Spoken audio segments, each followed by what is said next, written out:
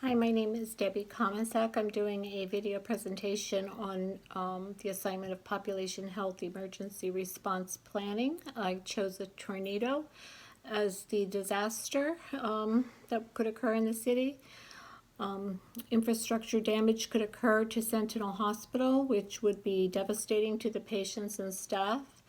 Many structures in Acer Tech and Casper Park could require devastation, such as the community center, the Buzz radio station, City Hall, affordable housing, ABC daycare, which would all be devastating to the children at the daycare and the people in those buildings.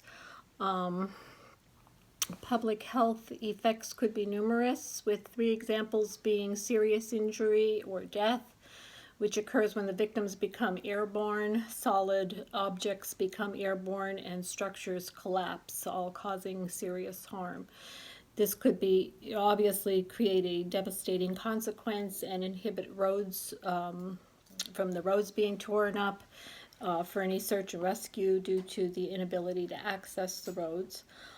Also in the city, the hospital may suffer damage, inhibiting people to get timely treatment, not only the patients in the hospital and the staff, but when the first responders have to get the victims outside the hospital to somewhere, they may have to go to a farther hospital, impeding care for them. There could be flooding, tore up roads, could also occur. Another example could be communicable diseases could arise due to unsanitary conditions after the tornado. And another effect could be a psychological damage, immediate and long-term effects to the devastation of loss of homes, valuables, and lives. And I was cited tornadoes and disaster management from Weir.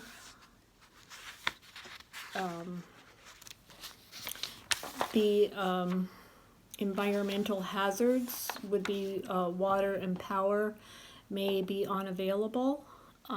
Hazardous chemicals and spills can contaminate food and water and the environment.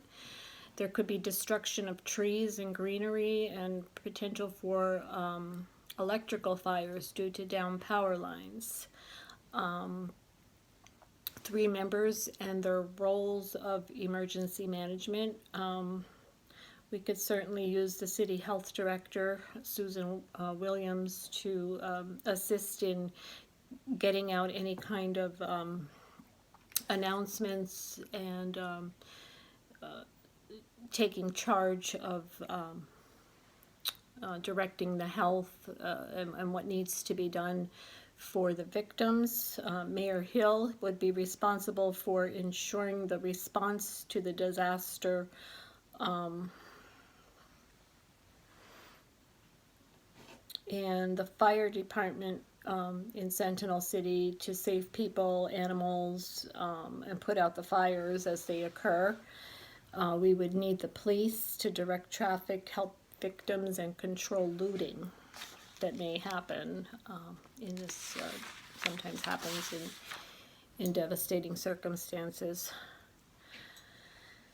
Private and public resources that will assist short and long term in helping with the tornado disaster. Public sectors would include FEMA, the Federal Emergency Management Agency, and they could contribute aid money from the Disaster Relief Fund.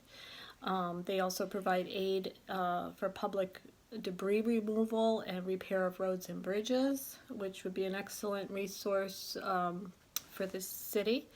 American Red Cross would help with overnight shelters, making meals, distributing emergency supplies and health services,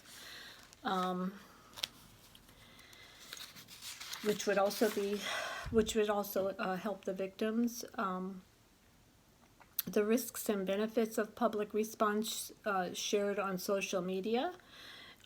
some risks would include inaccurate or false information, such as maybe giving false information as to where the location of victims may be, which could impede the actual rescue to where they actually are.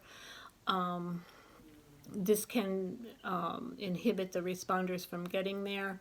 Power outages can risk availability to access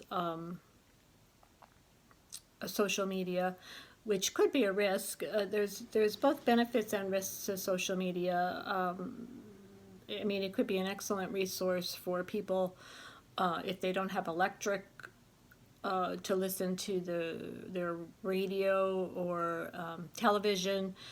They could have a cell phone, which hopefully would have some battery power to it, where they could access their social media and find out information. But it could also be, so that way it would be a benefit, but it could also be a risk if inaccurate information is delivered. And also another risk is if we only use social media, the elderly and some of the people who are economically disadvantaged may not have social phones and computers that they could look at it, and they may have to rely on actual people on foot walking door to door to see if they're safe or they need help. So that ends my assignment. Thank you.